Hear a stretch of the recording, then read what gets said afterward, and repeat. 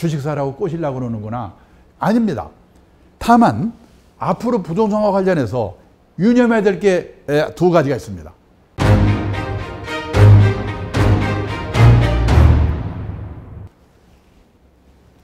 안녕하십니까. 트러스턴 자산운용연금 포럼의 대표를 맡고 있는 강창입니다. 행복 100세 인생 설계 자산 설계, 오늘은 7번째 시간인데요. 이 시간에는 부동산과 관련해서 특별히 유념해야 될 게 뭔가 요 말씀을 좀 드려보도록 하겠습니다. 그러기 위해서는요, 우선 나이가 50이 넘어가면은 1년에 한 번 정도는 우리 집의 재산 상태를 살펴볼 필요가 있습니다. 이 기업의 재무 상태를 나타내는 것을 대차대조표라고 하는데, 우리 집의 대차대조표를 만들어 볼 필요가 있다. 그 만드는 방법은 간단합니다. A4 용지를 뉘어놓고 T자를 그립니다. T자 왼편에다가는 우리 집에 자산이 뭐가 있는가를 쫙 나열합니다. 자산에는요, 실물자산과 금융자산으로 나눠지죠. 실물자산의 대표가 뭐냐? 집입니다. 아파트 한 채 5억, 중고 자동차 있으면 한 대 100만 원, 개 있으면 바둑이 한 마리 50만 원, 뭐 이런 거 다 씁니다. 그리고 금융자산, 갖고 있는 현금, 예금, 주식, 채권, 펀드, 보험연금, 이런 것들 시가를 다 씁니다. 합계를 했더니 10억이다. 그러면 우리 집의 자산의 합계 10억 원이 됩니다. 오른편에다가는 이 자산을 갖기 위해서 은행이나 신용금고에서 돈 빌려온 거 있는가? 부채 차입금을 씁니다. 그 합계를 했더니 7억이다. 그러면 10억에서 7억을 뺀 3억이 순수한 우리 집 돈 자기 자본입니다. 3억. 이거를 1년에 한 번 정도 만들어 놓고 보면은 부부가 같이 앉아가지고 생각이 달라집니다. 우리나라 가정은 이걸 만들어 놓고 보면 문제점이 대부분 가정에서 두 가지가 있습니다. 첫째, 자산의 합계가 10억인데 부채가 7억인 집. 이런 집은 위험한 자산 구조를 갖고 있다. 이렇게 얘기합니다. 부채가 총자산의 3분의 2가 넘어가면 위험합니다. 왜냐? 부채 차입금은 갚지 않으면 줄지 않습니다. 하나님이 갚아주지 않으니까. 근데 집값, 주식값 불황이 오면 얼마든지 3분의 1로 절반으로 떨어지죠. 다 경험하셨을 거예요. 그러면요, 집값이 예를 들어서 절반이 됐다. 10억이 5억이 됐다. 근데 부채는 7억입니다. 그러면 2억의 채무 초과가 되는 겁니다. 그러면요, 퇴직하기 전에 다른 거 없습니다. 빚부터 갚는 노력을 해야 됩니다. 근데 빚은 별로 없습니다. 빚은 별로 없고 재산도 제법 있습니다. 근데 이제 그런 집의 대부분 또 문제점은 뭐냐면 갖고 있는 재산이 부동산밖에 없다는 겁니다. 여기 보시면 우리나라, 미국, 일본의 부동산과 금융자산의 비율을 표시했습니다. 우리나라 평균은 75% 부동산, 60세 이상은 80%가 부동산입니다. 그런데 일본을 보고 놀랐는데요. 1990년에는 일본도 부동산 비중이 60%, 우리나라 비슷합니다. 지금은 30%, 절반으로 줄었습니다. 비율이. 왜 이렇게 줄었을까? 저는 이유가 세 가지라고 생각합니다. 첫째, 지난 3, 40년 동안 일본의 집값, 땅값이 계속 떨어졌습니다. 둘째, 집 없으면 어때? 빌려 살면 되는 거지? 우리처럼 집에 한이 맺혀 있지 않습니다. 집에 대한 인식이 달라졌습니다. 세 번째, 여분으로 집이나 가게를 하나 갖고 있다가 세를 놓습니다. 세를 안 내? 못 내보냅니다. 선진국은 세입자의 권리가 너무 세기 때문에 소송해야 돼요. 골치 아파요.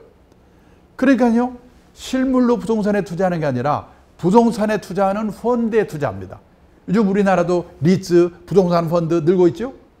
근데 그 부동산 펀드는 펀드이기 때문에 금융자산 안에 포함이 되어 있습니다. 그래서 미국, 일본이 70%입니다. 근데 어디 가서 제가 이 비율을 보여드리면 대부분 분들이 얼굴 표정에 나타납니다. 저 친구 증권회사에서 온 모양이구나. 주식 사라고 꼬시려고 그러는구나. 그러니까 부동산 안 된다고 그러고 보나마나 이제 주식 사라고 할 거야. 다 그런 표정입니다. 아닙니다. 지금 이 초저금리이기 때문에 저는 실물경제와 관계없이 집값, 주식값 오르는 거 보면 무섭습니다. 함부로 제가 집값 떨어진다 이런 말 했다가 오르면 제가 어떻게 되겠습니까? 저는 그런 말은 저도 자신이 없습니다. 다만 앞으로 부동산과 관련해서 유념해야 될 게 두 가지가 있습니다. 첫째가 뭐냐? 우리나라는 땅이 좁은 나라다. 좁죠? 근데 그 땅은 해외에서 수입도 못 해오잖아.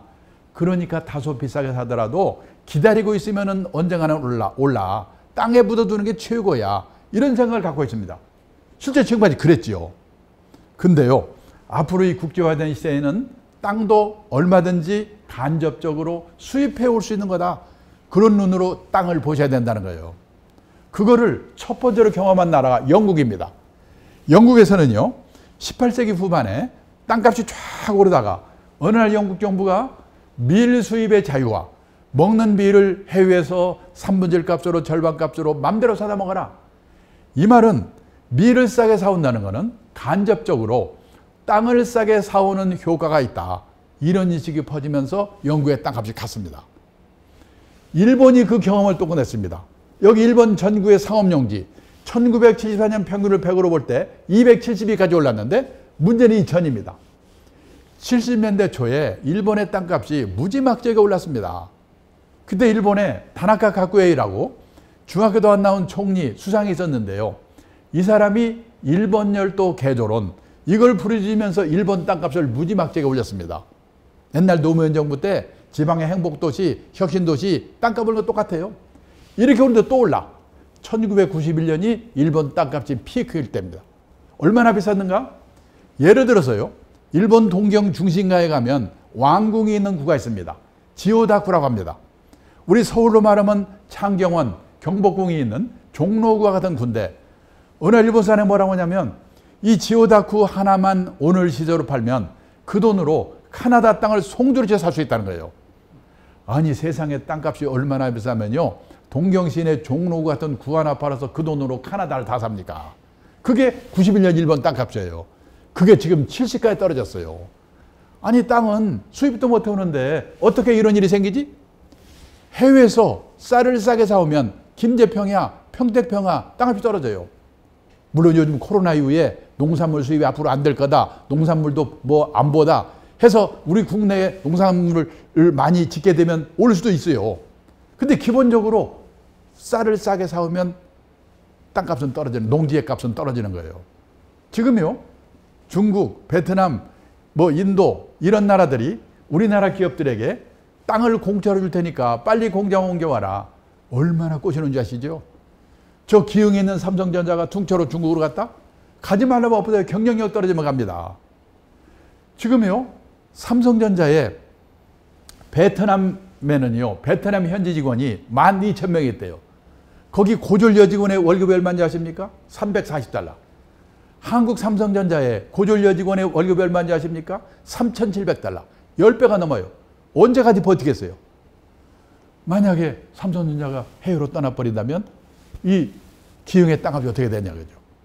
제가 10몇 년 전부터 울산에 갈 때마다 현대자동차 직원들에게 너무 세게 데모해가지고 현대차가 경쟁력이 떨어져서 울산을 떠나버리면 당신들은 거지되거든. 첫째, 직장을 잃죠? 둘째, 막말로 울산에서요, 현대자동차, 현대중공업 떠나보세요. 울산의 땅값, 집값은 폭락하거든요. 그때마다 미친놈이라고 웃었거든요. 근데 벌써 작년인가 재작년인가 전국에서 집값 제일 많이 떨어진 데가 울산이었잖아요. 부자 도시 울산의 몰락. 그래서요, 어느 도시가 관민의 노력으로 기업이 그 도시로 모이고 사람이 그 도시로 모여서 그 도시의 땅값이 오를 수 있을지는 모르지만 우리나라 전체가 땅이 좁은 나라니까 기다려 모른다.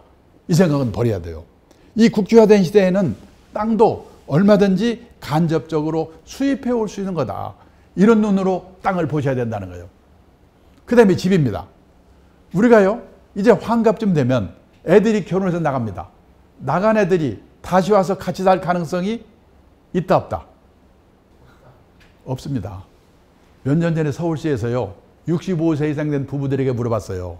두 분 중에 한 분이 돌아가시고 혼자 남으시면 다시 자녀들하고 같이 살겠습니까? 같이 살겠다는 대답은 20%밖에 안 돼요. 50%는 자식들하고 멀지 않은 데서 혼자 살겠다. 30%는 실버타운 같은 노인 전용실로 가겠다. 80%가 자식들이 안 살아주는 게 아니고 본인들이 불편해서 혼자 살겠다는 거예요.